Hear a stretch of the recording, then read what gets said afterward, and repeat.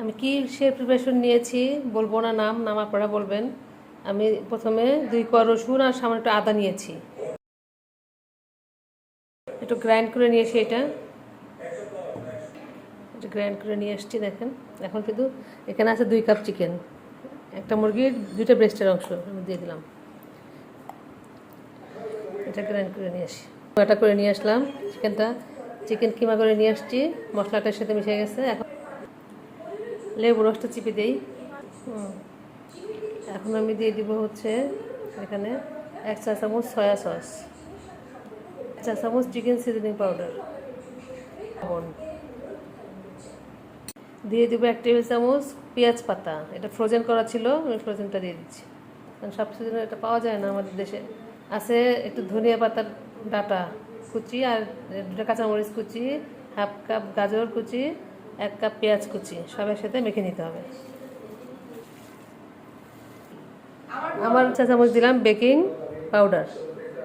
অনেক সময় বলগুলো কি হয়, যেহেতু এটা দিলে বলগুলো স্পঞ্জি হবে আর ফ্লাকি হবে, এত ড্রাই হয়ে গলায় আটকে আসে সেটা আসবে না।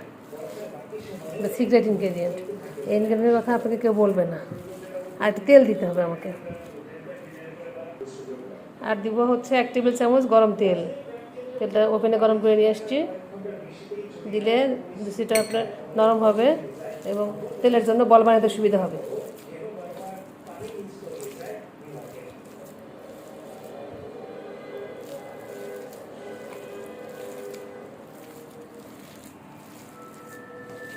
তিলের তেল দিলেও হয়, কিন্তু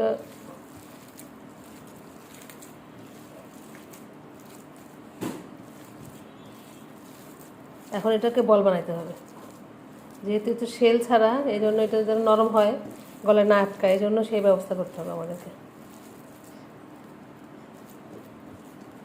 এখন এত সহজ মোমো বানানো, এটা দিয়ে গোল গোল বল বানিয়ে নিতে হবে।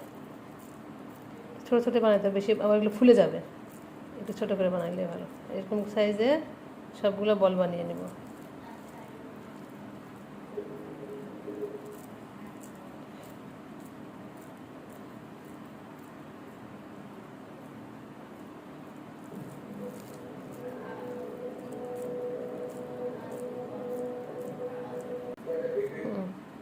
এভাবে হাত দিয়ে বল বানিয়ে নেব।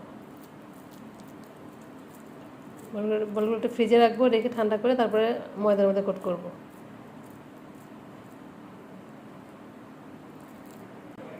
আমার চিকেন বলগুলো বানানো হয়ে গেছে, এটাকে ফ্রিজে রাখবো, ঠান্ডা হবে, তারপরে এটাকে ওপর দিয়ে ময়দার কোট করে স্টিম করতে হবে।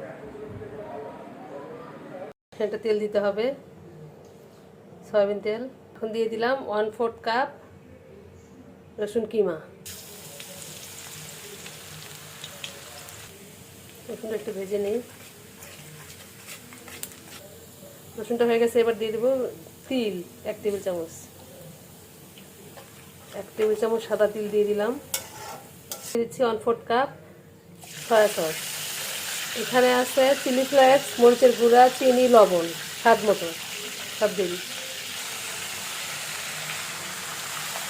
ঠান্ডা করে নিয়েছি তেল, বেশি গরম তেলে দিইনি, এখানে পুড়ে যায়। চিলি অয়েল তৈরি হয়ে গেছে। এটা সহজে চিলি অয়েল, দেখেন চিলি অয়েল তৈরি হয়ে গেছে। তৈরি দিতে চিকেন বলগুলো ফ্রিজে একটু সেট করে নিয়ে আসছি। ময়দা নিয়েছি, আর বলগুলো আগে আমি ময়দা কোট করব, করে পানিতে দিব। চিকেন ফ্রাইয়ের মতো, ক্রিসপি চিকেন ফ্রাই হয় না, ওইরকম এভাবে করে 3 থেকে 4 বার করলেই হয়ে যাবে। ঠান্ডা হয়ে বলগুলো কিন্তু সেট হয়ে গেছে। বলগুলো আর পানিতে ভেঙে যাওয়ার বা খুলে যাওয়ার কোনো চান্সই নেই। সবগুলো চিকেন বল একবার আমি কোট করে নিয়েছি, এবার ভিজিয়ে আবার কোট করে নেব। এভাবে করে সবগুলো উঠিয়ে ফেলবো। কোট করে ফেলি, যেহেতু 1 হাত আমার ভিজা, এই জন্য 1 হাত ইউজ করছি।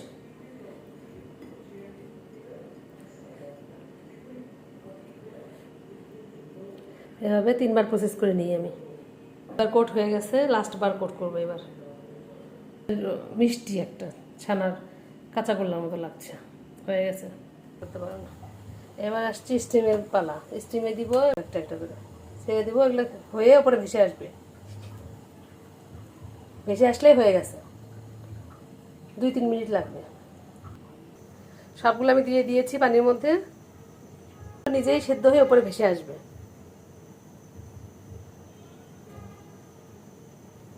সেটা ঢেকেও দিতে পারেন, তাহলে জলদি হবে। দেখেন এটা ভেসে উঠেছে, হালকা হয়ে ওপর দিকে উঠে আসছে, হয়ে গেছে আমার মোমোগুলো। আমি উঠে তুলে নিচ্ছি, ওগুলো সাবধানে আস্তে করে উঠে নিতে হবে। হয়ে গেছে সব।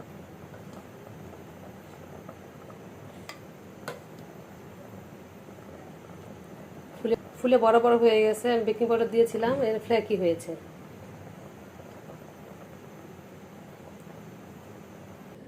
সবগুলো মোমো সেদ্ধ হয়ে গেছে, উঠিয়ে নিয়ে আসছি। এখন শুধু চিলি অয়েল দিয়ে খাওয়ার পালা, আর কিছু লাগবে না। কত সহজে মোমো তৈরি হয়ে গেলো দেখেন। শেল বানানোর কোনো ঝামেলা নাই, রুটি করো, বেলো, কাটো, মোড়ো, ইজি মোমো হয়ে গেলো। মাংসের পোর্শনটা বেশি থাকলেও খেতে মজা লাগবে। দেখেন চিলি, আমি একটা চিলি সস, একটা সস করেছি, টমেটো সস, চিলি সস আর সামান্য চিলি অয়েল দিয়ে একটা সস করে দিয়েছি। 2টা সস ডিপিং সস করে নিলাম। আবার সস দিয়ে দিচ্ছি ওপর দিয়ে। কি সুন্দর চিলি অয়েল হয়েছে, মশলা দিই।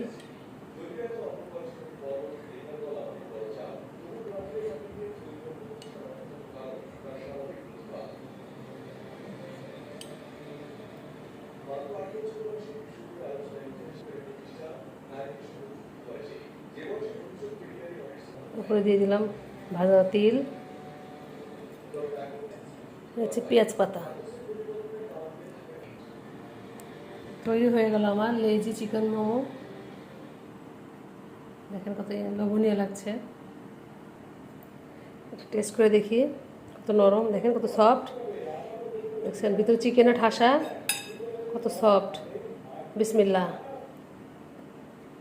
ইয়াম্মি, অনেক মজা হয়েছে আলহামদুলিল্লাহ। সবাই বানাবেন, বানিয়ে খাবেন, ফিডব্যাক জানাবেন। ভালো থাকবেন, আল্লাহ হাফেজ।